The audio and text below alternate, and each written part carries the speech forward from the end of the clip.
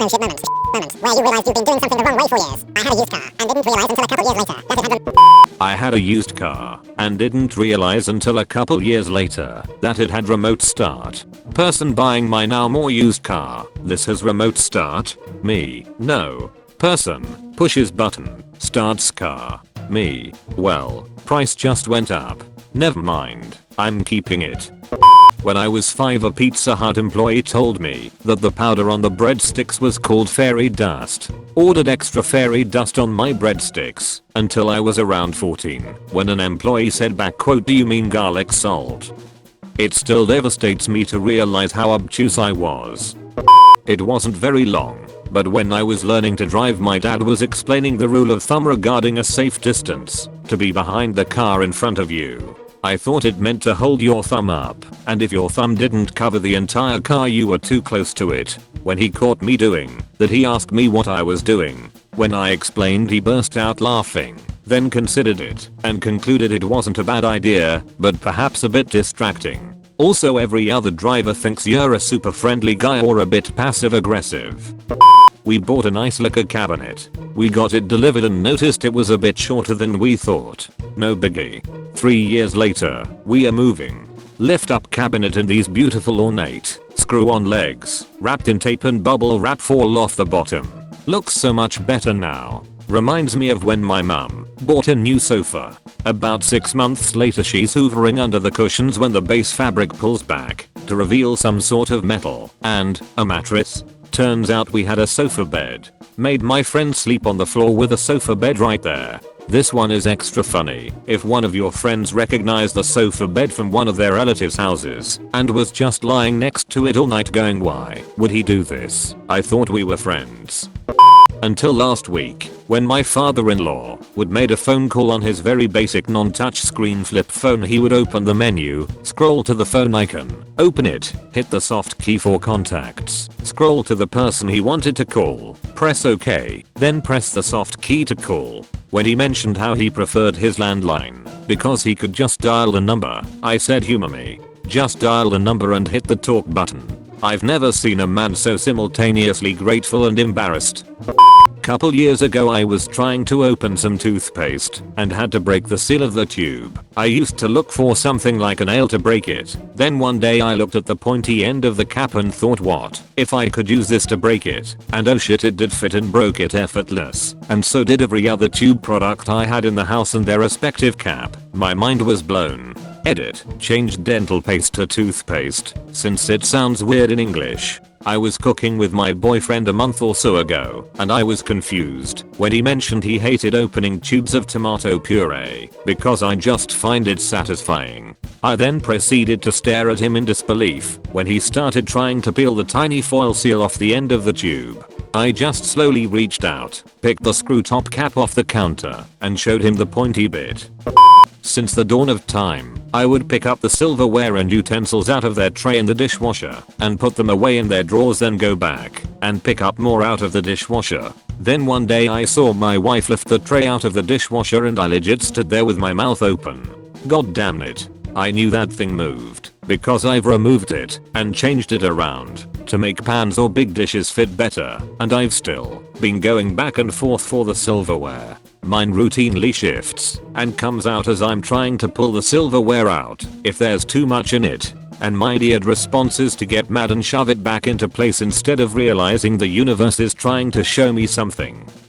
When I was a kid, I loved drinking coffee but didn't know how to make it. My mom taught me, but the coffee ratio she told me to use was like 1 TBSP per 1 pot of coffee as opposed to the actual ratio 1 TBSP 1 cup of water.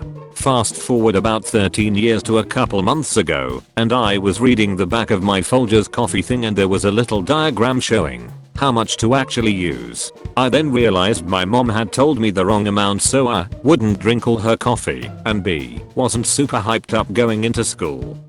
I always thought eggplant tasted itchy, like itchy was a flavor, like sour or salty. Fed some to my baby and his face turned red wherever the eggplant touched, and I realized we are both just allergic to eggplant. And itchy isn't a flavor. Edit. Thank you for the silver, kind internet strangers.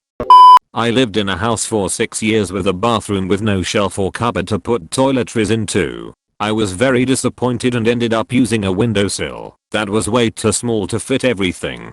Anyway, one day we had a friend over, and he asked why we don't have anything in our bathroom cupboard. I was confused, so he showed me. It turns out that the mirror I had been using for 6 years has a hidden compartment behind it. It was a mirror door to a mounted cupboard on the wall. I was astonished and immediately moved all my stuff from the window into the new space. My friend was baffled that I had never figured out there was a space behind the mirror. There was an obvious gap between it and the wall that I somehow failed to notice.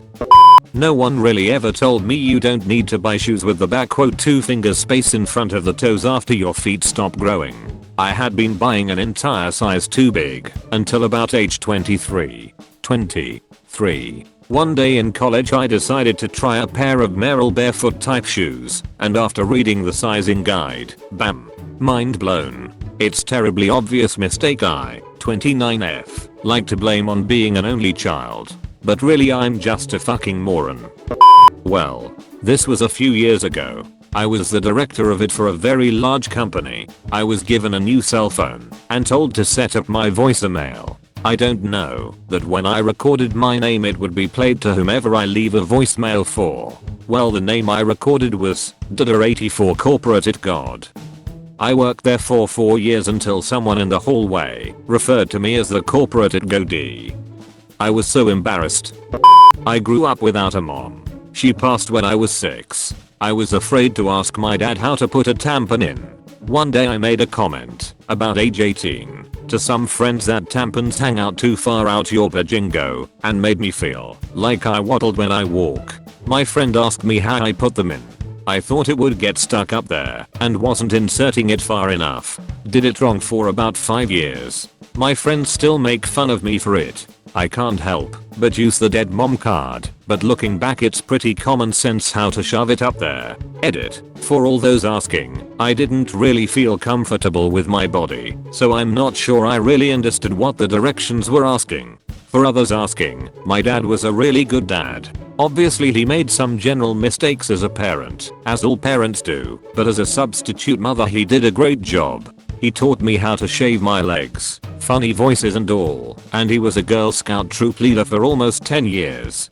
He tried to figure out how to French braid, and he did comb my nasty ass ratty hair on a daily basis. Edit. Thank you kind stranger for popping my silver cherry. My eldest child had a penchant for blowing out of his diapers. We tried everything but multiple times a week we had to pull that poo-filled onishi over his head and inevitably give our now super duper poo covered infant a bath. Around when I was pregnant with our second, a post went viral about how infant onases are designed to be broad at the shoulders, so you can pull them down and off instead of over the head. Poor kid would have had so many fewer poo and hair incidents had I known that then. Not wrong for years, but I work help desk, and we use a specific, terrible piece of software for our support system, IBM Notes. It turns out that for the first 9 months I had been working there, it wasn't set up properly, so I wasn't sending any emails from it at all. No notifications that the ticket went to me, no responses from me, no close notifications, nothing. Someone noticed this, took a look, and fixed a setting. I immediately sent out over 1,000 emails to everyone in the company. I used to fill the kettle by the spout. My parents have always done it this way. I thought the center part was mainly for decoration, but not functional. I don't know why I never questioned this. One day I bought a new tea kettle and my husband was like, WTF, what is inside this? And with great ease, opened the center to pull out a manual with instructions and whatnot. I was drinking dirty paper water for like 2 weeks. When I was a kid and was acting up, my dad would always threaten to leave me at this mean old lady's house. Her name was Helen Handbasket. Fast forward about 28 years later, and it clicks out of nowhere while I was on a customer call at work. Customer, this whole network is going to hell in a handbasket. Me, ha, I'm an idiot. Customer, did you figure it out? Me, oh, no, not yet. I'm lactose intolerant. I genuinely did not know this for the first 25 plus years of my life. I always had to go to the bathroom after eating something with cheese in it. One day it just clicked. I bought some Lactaid, took it before the next time I ate cheese, and I didn't have to go to the bathroom. It was mind blowing. I have no idea how I didn't make the connection for years. So I guess you could say instead of having a oh shit moment I had an oh shit moment. Edit. Thanks for the silver strangers. As expected of Reddit, my top comment of all time is about how to avoid pooping.